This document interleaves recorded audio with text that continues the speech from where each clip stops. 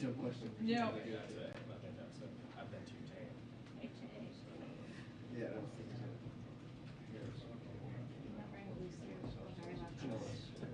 You didn't.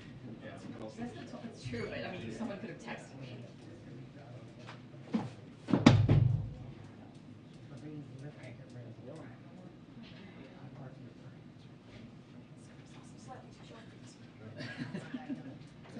Everything's great. Maybe stop tomorrow. Or Monday. Oh, yeah. Maybe. Maybe. Congrats, there's a new Yeah. variant. We'll see. And you want to buy the boosters now available?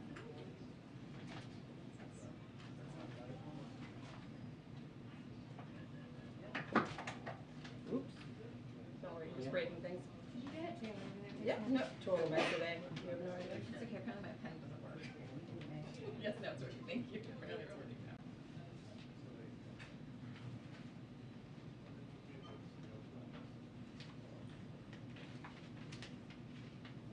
Win for America. Micron is investing $15 billion over the next decade at a manufacturing facility in Idaho, and they directly credit the passage of the CHIPS Act that made this possible. Just this week, we've seen First Solar, Toyota, Honda, and Corning make major announcements of new investments and new jobs as a direct result of the president's economic plan. U.S. manufacturing is back. Americans have experienced an unacceptable level of flight delays and cancellations this year due to airline issues. When these disruptions occur, it's really difficult to figure out if you will receive a meal voucher and hotel accommodations. So 2 weeks ago, Secretary Buttigieg told the top U.S. airlines that our administration planned to publish an interactive airline customer service dashboard before Labor Day to give Americans more transparency about what airlines owe them when there is a delay or cancellation due to staffing or mechanical problems. Secretary Buttigieg also urged the airlines to immediately improve their customer service plans before the dashboard launch. Today, the Department of Transportation officially launched the dashboard, and we're proud to report with airlines to help Americans get where they need to go safely, affordably, and reliably. And we will not hesitate to hold the airlines accountable. If airlines aren't providing you with these services, file a complaint with the Department of Transportation. Our administration has your back. Lastly, I want to make a few comments on the UN High Commissioner for Human Rights report on Xinjiang that was released just last night. The United States welcomes this report, this important report, which describes authoritatively the abhorrent human rights treatment of the Uyghur and other minority communities by the People's Republic of China government. The report deepens our grave concern regarding the ongoing genocide and crimes against humanity that China is perpetrating. Our position on the atrocities in Xinjiang has been clearly demonstrated with our words and in our actions. The Biden administration has taken concrete measures, including improving visa restrictions, Global Magnitsky Act, and other financial sanctions, export controls, import restrictions, and the president has rallied allies and partners, including the G7 commitment to ensure all global supply chains are free from the use of forced labor, including from Xinjiang. We will continue to work closely with partners and the international community to hold China accountable. And we will call on China to immediately cease committing these atrocities, release those unjustly detained, account for those disappeared, and allow independent investigators full and unhindered access to Xinjiang, Tibet, and across China. With that, all right, go ahead, Zeke, what do you got? Thanks, Karine. Can you confirm that the United States is ending humanitarian parole for Afghan refugees? And is the administration concerned that this is going to make it more difficult for people trying to flee the Taliban's rule to get to safety? So we have an update on the Enduring Freedom, the Operation Allies Welcome, what it looks like long term.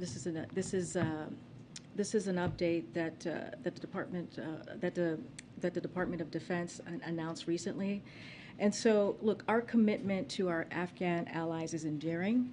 We have welcomed nearly 90,000 Afghans to our country over the past year and have been providing relocation assistance over the past year as well. As part of our efforts to continue to welcome our Afghan allies, we are adopting a new model where Afghans' arrivals will travel directly to the communities where they will be moving with the help of refugee resettlement organizations without a safe haven stopover in the United States.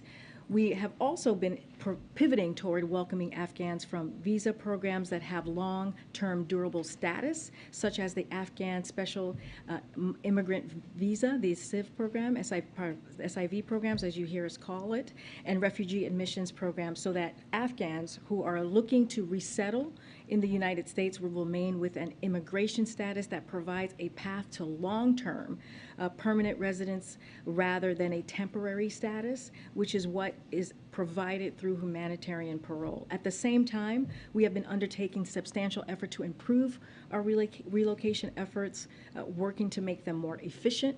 We are developing a system to help Americans with family members in Afghanistan, as well as Afghans who have arrived in the U.S. over the past year, bring their family members to the United States. So we're going to continue to improve the SIV process that should make this faster. So we believe it's going to make this faster.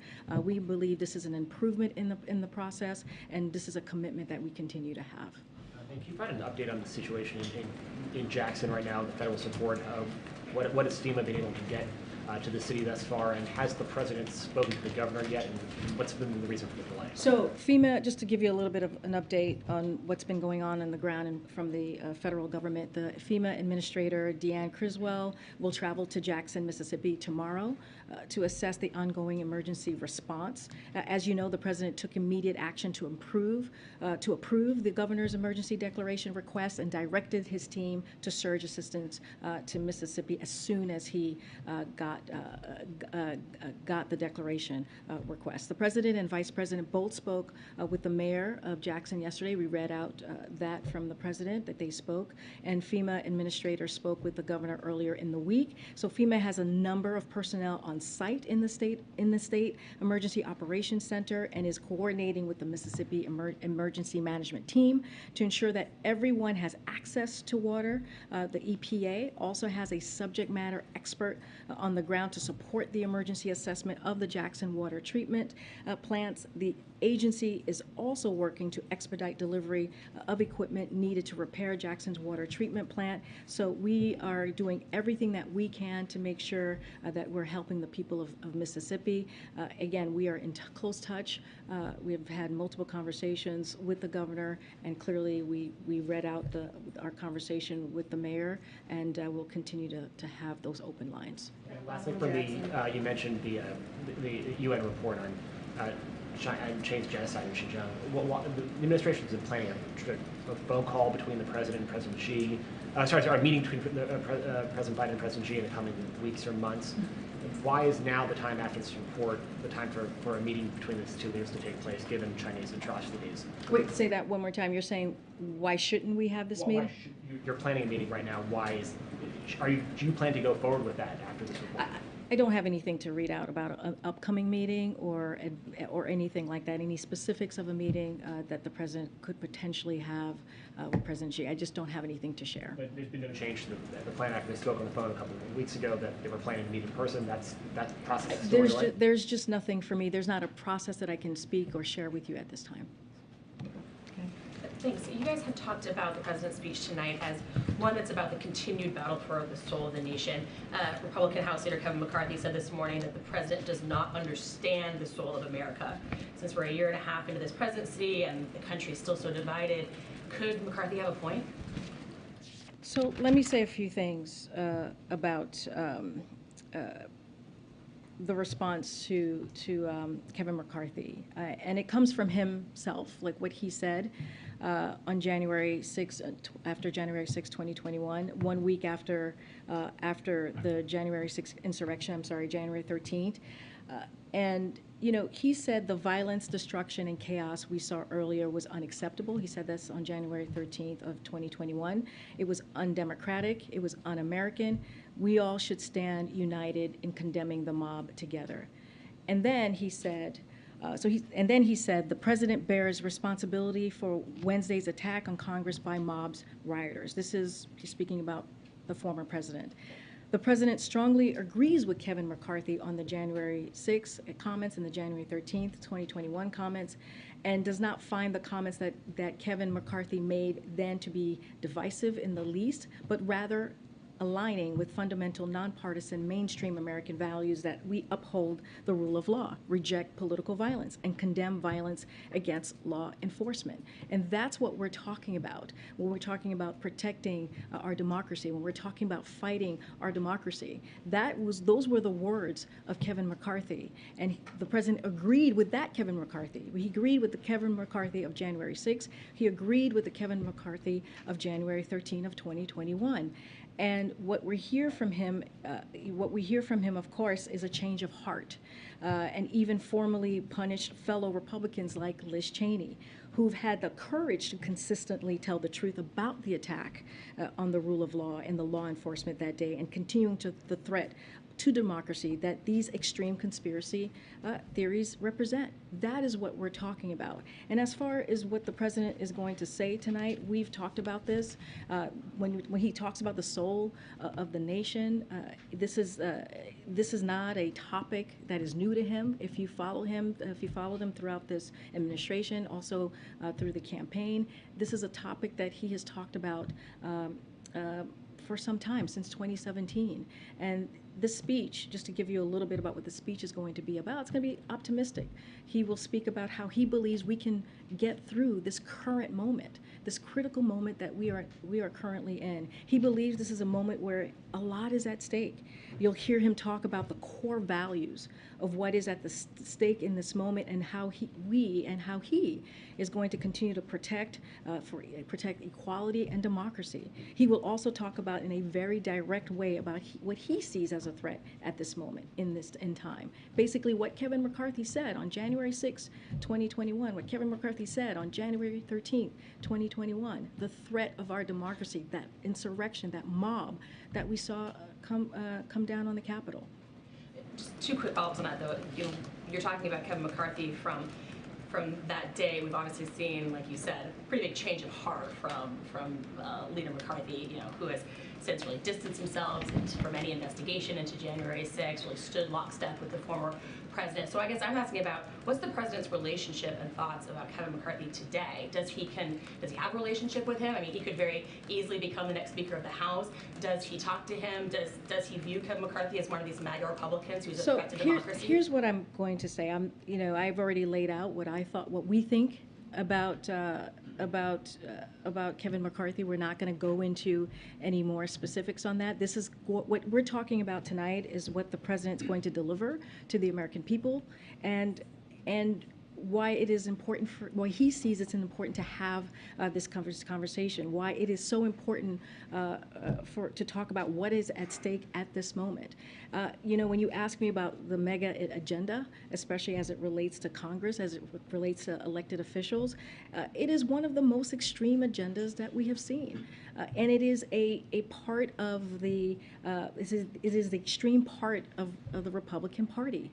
And we're talking about, they want nationwide ban on abortions. They want to give tax cut to billionaires and corporations while raising taxes on middle-class Americans.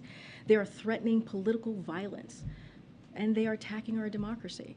And so the president is going to take this time to talk to the American people who majority agree with him on, and talk about, how can we continue to fight for our democracy, and do it in an optimistic way. Take that moment to give people hope, because this president believes that we can turn this around.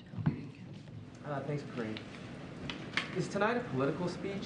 No, it's not a political speech. This is an opportunity, again, for the president to directly have a conversation with the American people. Look, he's going to talk about, of course, he'll talk about the importance of engagement. He'll talk about voter participation. But this is a speech about such a broader subject. You know, what it means to be a democracy and what it means to participate in our democracy, given where we are as a nation. And he believes the stakes are very high, and that is important to go out and articulate what those stakes are, and why it's important for people to participate in their democracy, and at the end of the day, why it is worth fighting for. And that is what he's going to talk about tonight. That's what you're going to hear from him. And again, it's a broader subject about this moment that we're in currently. Democrats and people on the left are pretty happy about the more aggressive tone they're seeing from the president and from the White House. But you're also facing some criticism, which has been brought up, that this aggressive tone is also stoking the divisiveness that he's trying to heal. Any concerns about that? You know, the president's never going to shy away from calling out what he sees. And I said this yesterday, and I'll say this now.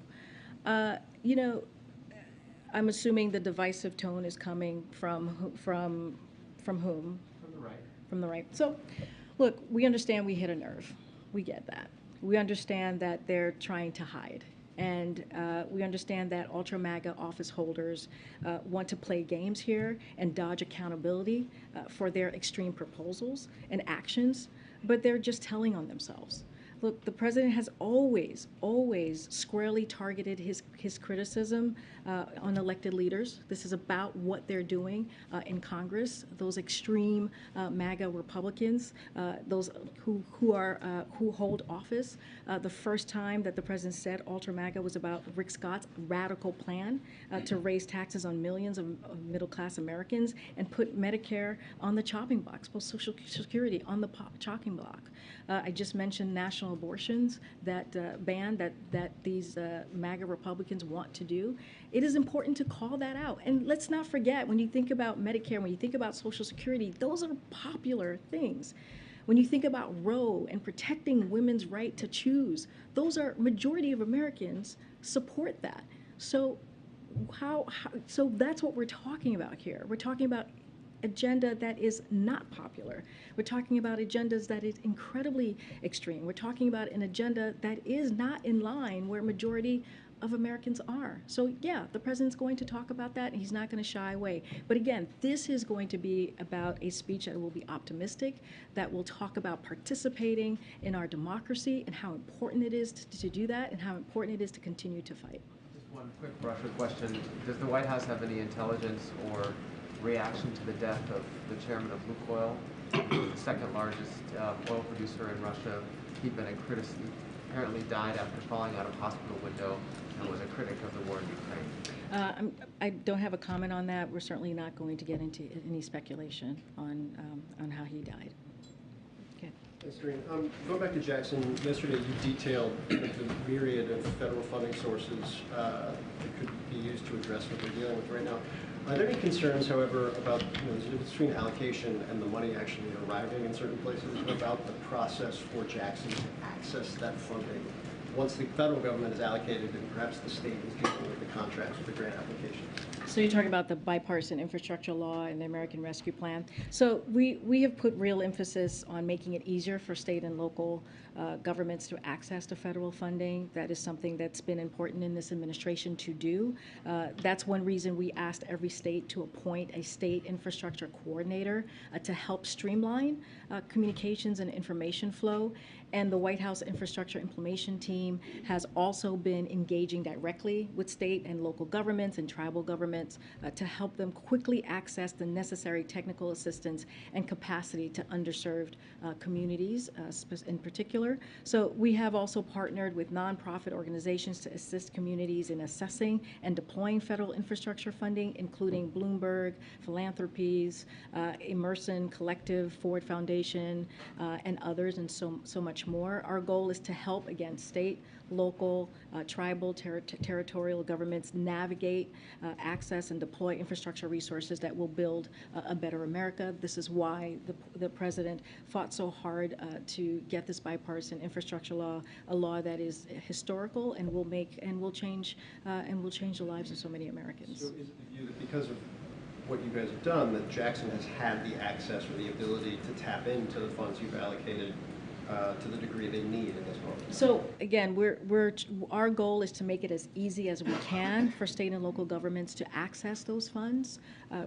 We have an implementation team, as I just spoke about, and we're going to continue to work with state and local governments. There's also not-for-profits on the ground and other organizations that we will work through, and our hope is to make sure that the people of Jackson have what they need. And again, we've been in constant communication these past couple of days with the mayor of Jackson, with local officials. The director of FEMA, Griswold, will be there tomorrow. So as you have seen us in times like these, when there is catastrophe, sadly, in these states, the federal government has acted quickly in order to help the people in that community, in that state. And then one more quick one, just with Jobs Day coming up, it may sound a little bit paradoxical, but stick with me here. Given the robust kind of aggressiveness of the Fed chair in Jackson Hole, is there any concern that perhaps a better than expected jobs report will create an economic response from the Fed that drives something that the White House does not want? So as you know, Phil, we don't comment on what the Fed is going to do. Part of our fighting inflation, the plan that the president has put forth, is to give them their independence to make the monetary decision to deal with inflation that we see across the country. And again, we believe like they have the best monetary plans, policies to make that happen. As it relates to the jobs report, I spoke about this a couple times already. Look, I don't want to get ahead of the numbers tomorrow. We have been very clear that we see that the economy is in transition after a historic economic growth that we saw last year, and we believe that we can continue those gains. But again, we're in a transition into a more stable and steady growth. We believe we won't see those 600,000 numbers that we have seen for some time, and that number is going to cool a little bit. You've heard us say that,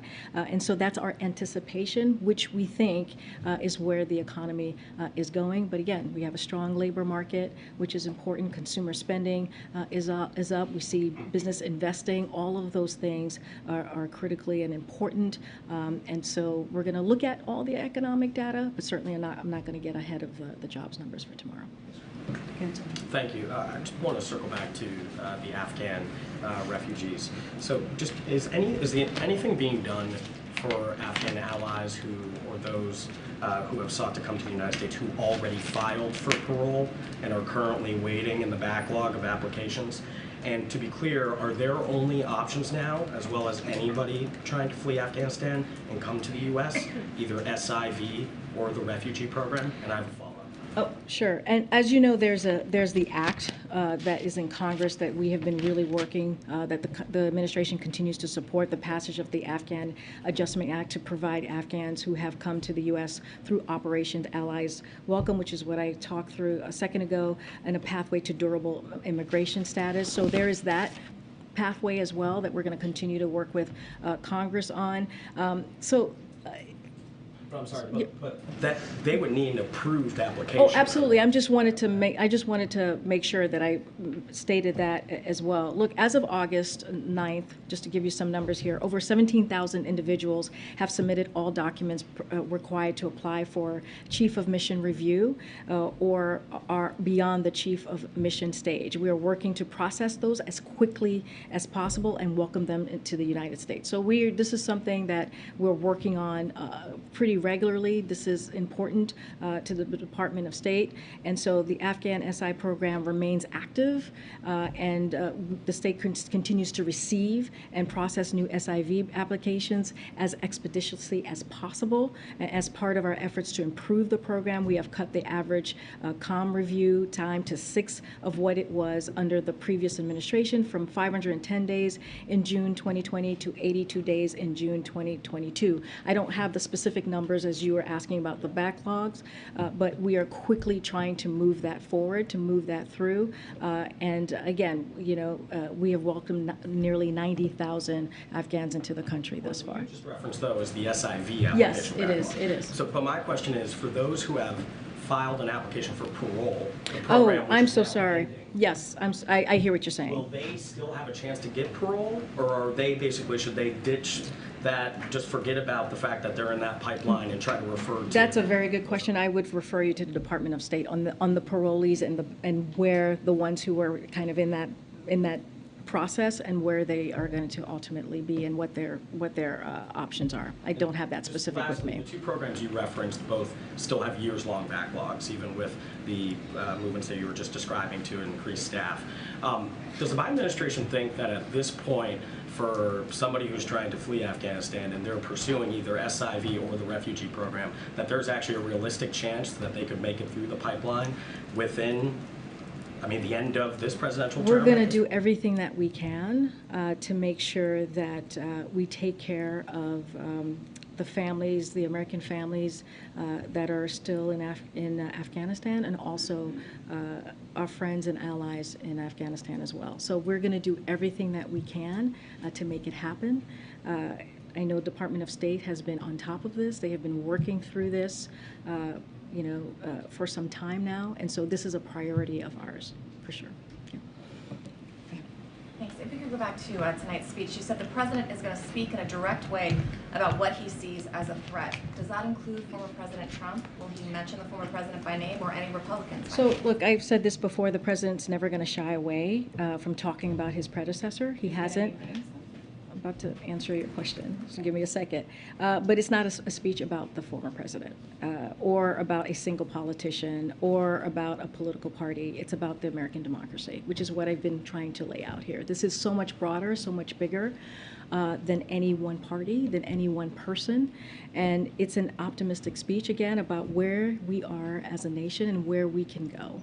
And it's about the fundamental struggle around the globe between autocracy and democracy, and how democracy is a critical foundation for this country to move forward, and about what we can be done right now to beat back the forces that are threatening us. And so he's been working on this for a while. He's been thinking about this speech for a while. He's talked about Soul of the Nation. The first time you heard him do that was when he wrote an op-ed in The Atlantic back in August of 2017. So this is nothing new to him. He feels it is his responsibility to bring American people together and to answer a fundamental question about what kind of nation we are going to be. And that's what you're going to hear from the president tonight. Again, he's been thinking about this for some time. This is not a new subject or topic for him. But if that includes things, as you were saying to one of my colleagues' questions, concern about this MAGA Republican, this extremist agenda, and that's something he's going to talk about tonight. How is that not a political Well, I speech? said he's not going to shy away from that. Of course he's going to talk about voter participation. Of course he's going to talk about getting Americans to get involved and participate in this effort to fight our democracy. That is something that he is certainly going to talk about. But what I'm trying to say is this is a broader speech, and you'll hear from him directly. This is not about one political party. It is not about one person in politics. This is about what we are going to do as a country to continue to fight for our democracy. Again, something that he has talked about for some time, and that's what you're going to hear from him. If you followed him through the campaign, if you followed him through the administration, this is not new, and he will speak directly about that, directly about the current events. But again, he's not going to shy away from the extremism that we see today. But again, there's a broader component of the speech, and you'll hear about that later this evening. Yeah. Thanks, Karine. On this Russian oil cap, the U.S. is trying to get that in place before EU sanctions go into place in December that would ban seaborne shipments of Russian oil. If the oil cap fails, what's the level of concern inside the administration that those EU sanctions can drive up the price of oil and reverse all of the gains that you all have been touting for the past few months? I mean, I'm not going to get into hypotheticals from here. They're going to be meeting, the G7 finance ministers meeting is happening tomorrow, so they'll have that discussion. Look, this is exactly what the president and G7 leaders have directed relevant members of their team to explore. As you know, the mechanism to set a global price cap on for Russia oil, to starve, as you know, Putin of his main source of cash and forcing down the price of Russian oil to help blunt the impact of Putin's war at the pump. They're going to meet tomorrow. As I said, the finance ministers, the G7 finance ministers meeting, and we'll see what comes out of that. Don't want to get ahead of that meeting, which is happening tomorrow. Would the U.S. consider lifting its ban on imports of Russian oil if the price is capped? I'm just not going to get ahead of a meeting that's happening tomorrow. Yeah, Tim. Yeah, thank you. Given the ongoing threats of political violence and the majority of Americans saying they're concerned about American democracy, and something like 40% of Americans saying that they think civil war could happen in the next 10 years, how is the president going to deliver an optimistic speech? How is he optimistic in the face of all Have you that? followed Joe Biden? Have you listened to him make speeches in the past before? This is a president, I would argue, who knows how to do that, who knows how to deliver an optimistic speech, at the same time call out what is happening in this moment. And that's what you're going to hear from this president. If you listen to his past speeches, he has done that. How do we bring people together? How do we get people involved in this process, in this participation in our democracy? And look, just because you call out what you're seeing in this current moment, the extremism, the attack on our democracy, the attack on our freedom, the concerns that Americans have themselves, doesn't mean you can't bring the country together and show a positive way forward, show some hope, give some people some hope. And you'll see that from this president tonight. Completely unrelated, also not a thing to be optimistic about.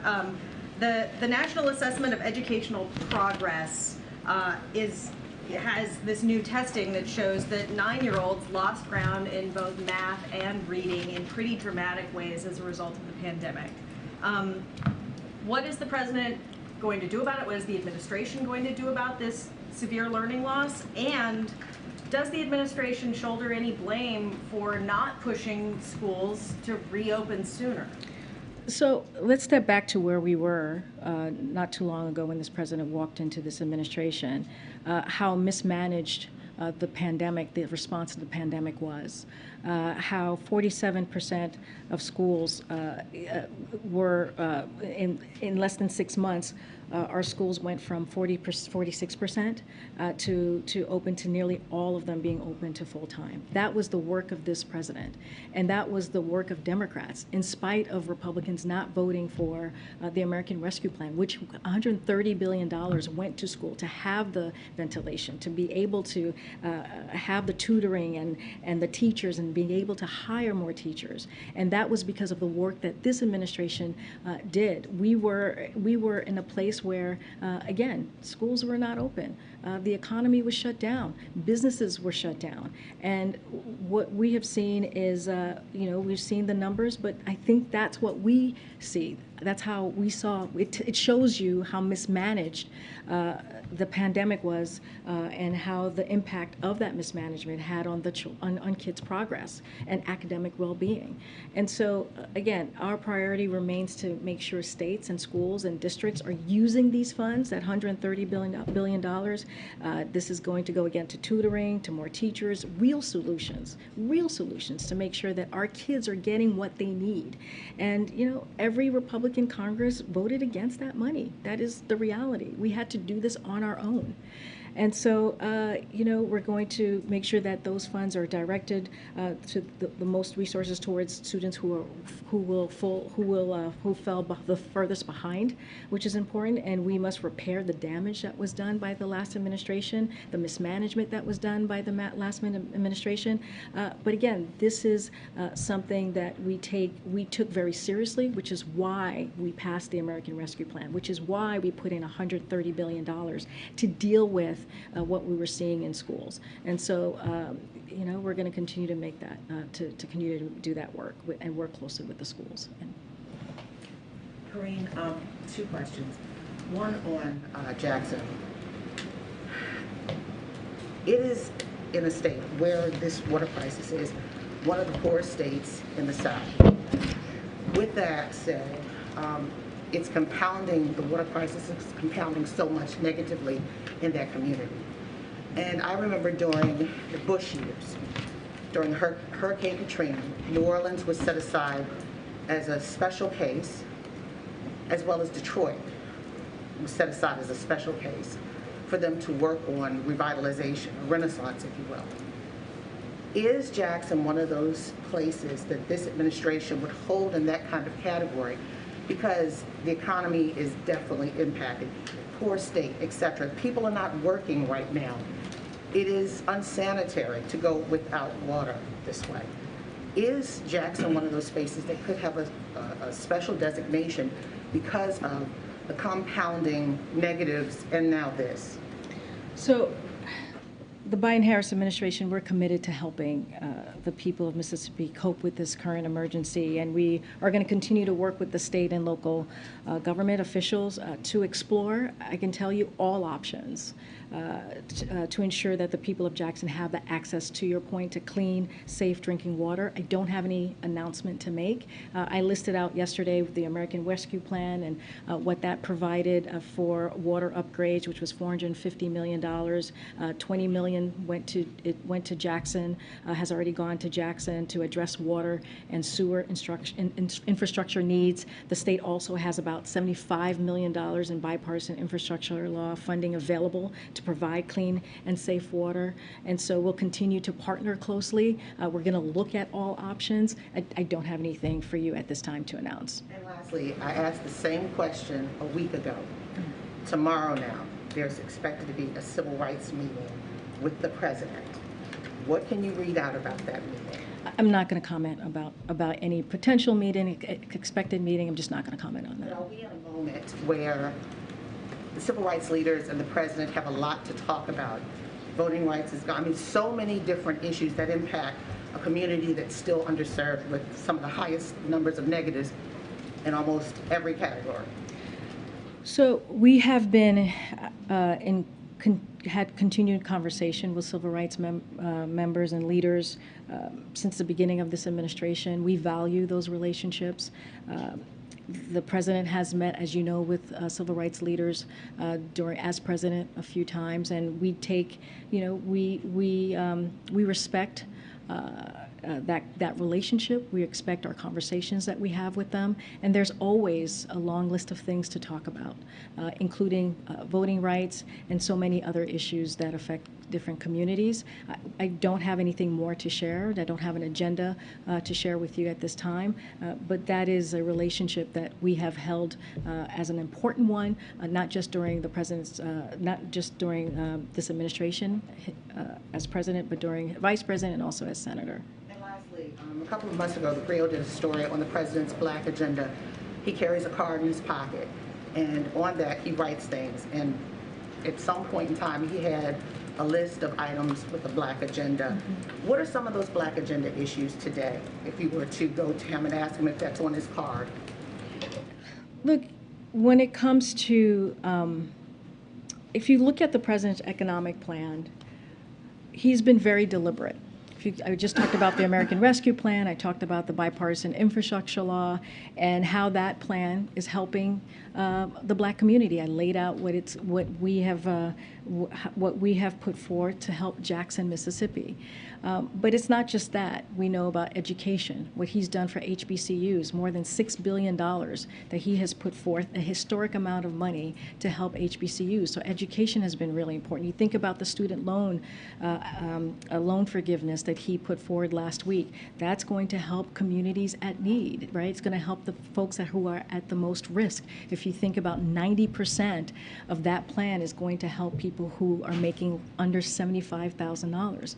That is part of the president's plan. If you think about going back to the bipartisan infrastructure law, that's going to create jobs for people. 90% of what you see from that law is going to 90%. It's going to create jobs where folks don't have to have a high school, college degree. That is going to be important. We're talking about building economic wealth. We're talking about having that generational wealth that's so important for brown and Black communities that they don't have.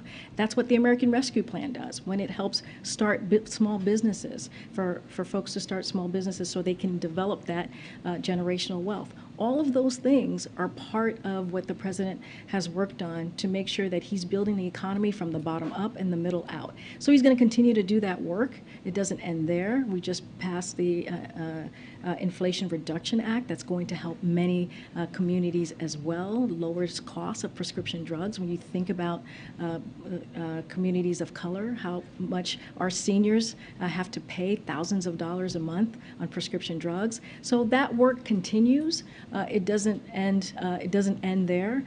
But we would say that there's been so much historic effort, historic legislation that's been done under this administration that's going to help many communities, including the Black community. I'll come back down. Go ahead. More on the soul of America from the back. I'll come in the back. What do you think the president's message tonight is for Americans who consider themselves Republicans or may still support the former president? Is there something in the speech directed to them?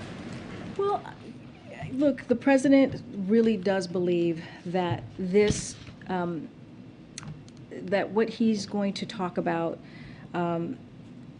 is something that many Americans are going to care about. It doesn't matter which side of the aisle that you sit at. When you think about the possibilities of our democracy, when you think about how we are going to fight to protect our rights, right, to protect our democracy. He thinks that's going to touch a lot of people. We have seen, somebody just talked about polling and how we see that many people are concerned about where our democracy is. I would argue that's probably across the board. And when we talk about the extremism, we're talking about a very small component of the American public, right? We're talking about a very small component of MAGA Republicans in Congress. That is something that they believe, right? But we know, and the president believes, and is optimistic, that there are many Americans who want to continue to make sure that we uphold our democracy. And so that is something that we're going to hear some hope about the direction of America and the future of America, building toward a more perfect union. That is something that we have heard throughout our history in this country. And so he's going to speak directly to them. He's going to make the case. He's going to be optimistic. He's going to lay a path forward. And that's what matters. And that's why he's not going to focus on a political party. He's not going to focus on a political person. He's going to focus at what matters, what is currently mattering in this moment, and as it is at the heart of who we are as a country. Talk about who we are as a country. And that's what you're going to hear from the president. On the foreign Hold policy. on. Come to the back. Go ahead. I just want to try again on oil price caps. The Russian deputy prime minister said today that Russia will not export oil to the world market if the price is capped below the cost of production. So given those comments, it's not entirely hypothetical, given he's said that. Is the White House concerned that Russia would refuse to sell oil under the cap, which would then cut off supply and potentially raise prices? Again, the meeting is happening tomorrow. I'm going to let the G7 finance ministers meeting occur, and we'll get back to you on that. But just want to lay out what we've done already, the strong actions that we have taken to ban Russian oil, and U.S. allies have announced plans to wind down their own imports of Russian oil. We've heard them make those announcements, but Putin has continued to try to find new markets for Russian oil. So this is the most effective way, we believe, to hit hard at Putin's revenue, and doing so will result in not only a drop in Putin's oil revenue, but also global energy prices. So we're going to continue to have our conversations with the G7 leaders. This is what's going to happen tomorrow with the finance ministers, and we'll have more to share. Great. I'm going to go to the back because people have been saying I'm not going to the back. Go ahead, Phil, and then I'll come around. Phil. Go ahead, Thanks, Phil. Karine. Returning to our discussion yesterday, following up on some of the things that you said today, I just want to clarify, does the President believe that the effort to restrict abortion, to restrict that freedom, is semi-fascism? Say that. How is this connected to yesterday? I'm just trying to think. So in terms of extremism, the extremism conversation that we were having yesterday, does the President believe that the effort to restrict abortion, whether it's at the local level or the federal level, to restrict that freedom, does he believe that that is semi-fascist? I mean, he was very clear. He was very clear that mega Republicans in Congress have an agenda that is extreme, and that's what you hear from them. The national ban on abortion is extreme, and also is not in line with where a majority of Americans are. It is just not. It is taking away people's rights. It is taking away people's freedoms, and he believes that is an extreme agenda. You've heard that from him directly. I don't even need to confirm that from here. He's actually talked about how extreme it is when we saw what was done with the Dobbs decision on June 24th, to take away a right that people had for 50 years, a constitutional right for 50 years, that women had to make a decision for themselves on their health care. And so, yeah, we see that as extreme. So, but I'm trying to figure out which bucket in particular to put it in, because the administration, as well as the President, has used different language here. There's extremism, and then there's also the semi-fascism moniker that he used. I mean, this is an effort that's been around for a long time. Does he believe that this movement, working through whether it's the state legislature or Congress, is in either of those buckets? When we talk about semi-fascism, and you talk about the attack on our democracy, that's what we're talking about, right? An attack on our democracy. That's what we're seeing. Attack on our freedoms. That's what we're seeing from the MAGA Republicans in Congress. That is what they're doing. That is, when you're talking about inciting violence, that is an attack on our democracy. And when you see a mob that is attacking the Capitol, and you don't call that out, or you call it out one day and then change your mind another day, what message are you saying about our democracy? But specifically with regards to limiting these freedoms, I guess my question is, the Supreme Court created this space for the anti-abortion movement at the state level, and also perhaps at the federal level, to try and restrict this freedom. Where do they fit into all of this? How would the President describe them after that decision? Were they just extremists, or were they, part and parcel of a semi-fascist? Look, here's what I'll say.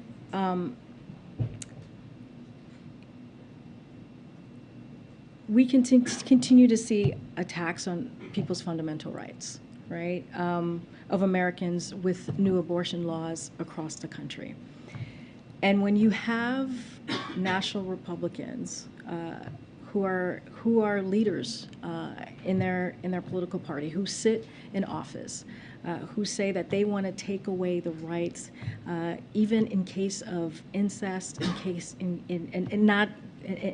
of rape, and taking away a woman's right to make a decision on her body, that's extreme.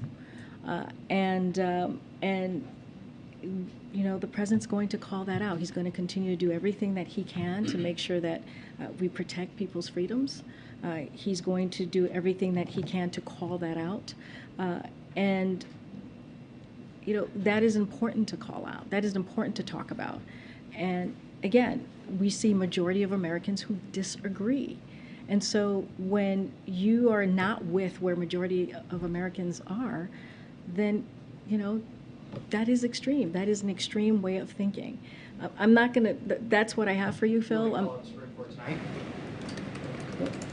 I just laid out what he's going to talk about. It's not a political part. It's not about a political person. It's not about a political party. It's about where we are currently today where we are currently today with our democracy. Right? All right, thanks, Karine. Has the administration seen a spike in the request for COVID-free at-home tests since the deadline is tomorrow? Has there been an increase this week on the website? Yeah, there has been a significant increase this week in demand since we announced the suspension, as you know, which is happening tomorrow, of the covidtest.gov because of a lack of funding from Congress. And as we prepare ahead of the winter, we had to make some tough decisions. Look, millions of orders have been placed. This is a testament of how strong the demand of a popular program has been. Americans want ready access to tests to protect themselves and others. With more funding, we'd expeditiously resume the program. That's what we're hoping to do. And we're going to continue to work with Congress on getting that funding. Everybody who requested them this week will be able to get the orders. We're going to do everything that we can to make sure that we get people their tests. And one more COVID question. With the new boosters likely rolling out next week after the FDA gave the EUA yesterday, with pharmacies now being told to retire the old boosters and now going forward only the new boosters will be given out, what happens to all of those old boosters? Can they be reused, repurposed? Can they be donated to other countries, or will they be just wasted at this point? So that's something that I can't speak from here. That's going to be something that the FDA will clearly give some guidance on. All right. I'll come back. Thank you. Going back to tonight's speech, obviously you said that the president's going to be calling out these lawmakers that are MAGA lawmakers in Congress, but you had 74 million people vote for Trump last time around. You said it's a small number that the White House believes are extremists. Can you give us an idea of ballpark? Are we talking a million of that 74 million? Are we talking about 1%, 20%? What kind of number are we talking Well, about? I'm talking about specifically of MAGA office holders. That's what we're talking about. They're the Not ones. supporters. I'm talking specifically. I already answered this question about how we feel like we've touched a nerve, right? When folks are saying that we're trying to be divisive or that we're talking about millions of voters. That's not what we're talking about here. We're talking about MAGA office holders who have put forth an agenda that is extreme, who have put forth an agenda that takes away people's rights, who have put forth an agenda that want to give tax cut to billionaires and corporations while raising taxes on million Americans. I just had a back and forth about how they want to do a national ban. They've called for a national ban on abortion. Those are extreme. That's an extreme agenda that is not in line where majority of Americans are. I know you're asking me about 10 millions of voters out there, but we're talking about, if you look at the items that I just listed, majority of Americans don't support what the MAGA Republicans in Congress are doing. That's a fact. That's what polling shows us. When you're talking about an agenda from Republicans in the Senate who are talking about getting rid of Medicare, putting that on the chopping block, putting Social Security on the chopping block, that's not popular. That's not something that majority of Americans want. So if it's MAGA office holders, we've seen Democratic groups, I'm thinking of like the Democratic Governors Association, boost Trump candidates like Maryland. You think of Dan Cox, who just got the nomination. Is that then hypocritical if you're saying we've got to make sure these MAGA supporters are not in office, but you've got Democratic groups that are boosting their campaigns in the primaries? I mean, I can't talk about campaigns and what another candidate is doing or a committee is doing. I can't speak from that from here. Look, I can say this: the president has always been clear. There are going to be people who disagree. with his programs and legislative priorities, and that's what democracy is all about. Like, we understand that, right? But people accept elections and we move forward as a nation, right? But there is a growing number of people who refuse to accept the results of free and fair elections, people who actually openly talking about subverting elections in the future. This is not a speech where he's going to tell people to vote for one party or the other. That's not what he's going to do. He's going to, I'm talking about tonight. He's going to talk about uniting the people of this country who believe in equality and democracy. And this is about bringing people together who believe in America. That's what the speech is going to be about, and that's what he's going to focus on. And obviously, there's been a lot of focus on previous speeches, previous comments, one in Maryland the other day. Is it only on the far right that deserves to be called out, or are there elements of the far left that also deserve to be either scrutinized or lectured? Look, I just laid out there is going to be some people who agree with him and who disagree with him, whether it's legislative initiatives or programs. That's going to happen. But what we're going to hear from him is how to move the country forward. That's going to be the focus of the speech tonight. It's going to be optimistic, it's going to be hopeful, but it's also going to lay out what's going on currently in this moment. That's what you can expect from him tonight, and we're going to try and see how we can move this country forward. Last one for me is, he's going back to Pennsylvania tonight. He's going on Monday for Labor Day. He's doing Wisconsin. Everybody here's been asking about Mississippi. No plans to go see what's going on the ground? I just said the FEMA administrator. What about the president? I just said the FEMA administrator is going there tomorrow. That's going to be important. She is the administrator of FEMA, one of the most important agencies as we're dealing with this catastrophe that we see in Jackson. That is not unusual. That is not new for her to be the first one on the ground to make sure to get a sense of what's happening and what is going on.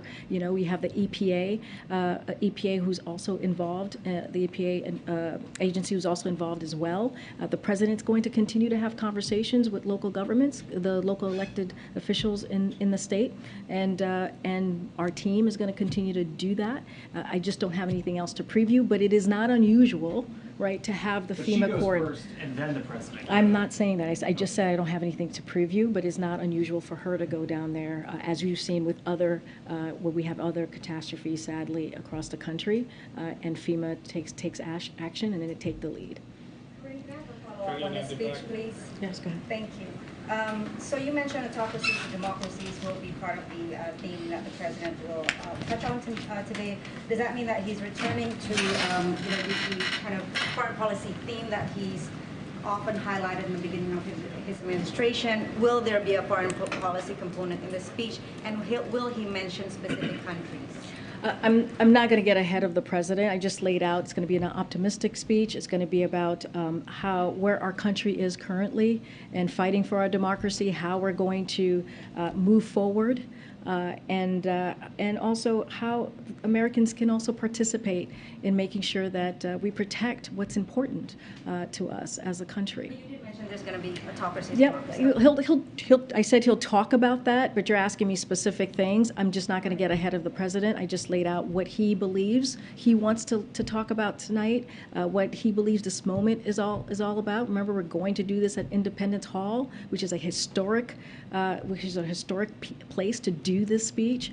So this is an important moment, doing it in prime time, making sure that he connects with the American people. And again, this is something that we believe majority of Americans care about. And so you'll hear from the president tonight. Just another follow-up on Afghanistan from my colleagues.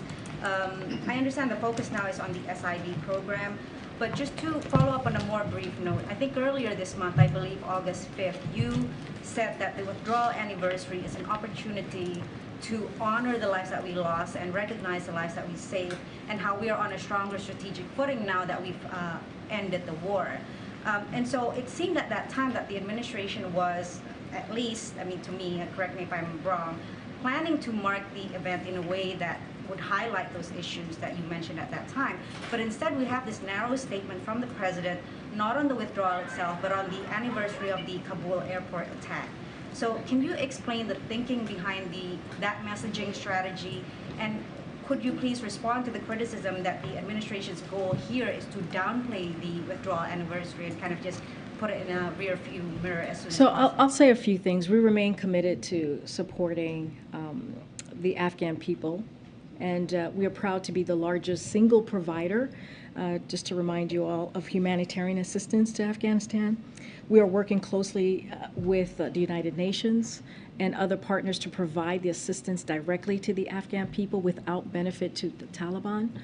We will remain vigilant against any terrorist threats, as we demonstrated in July when we took out the leader of Al-Qaeda.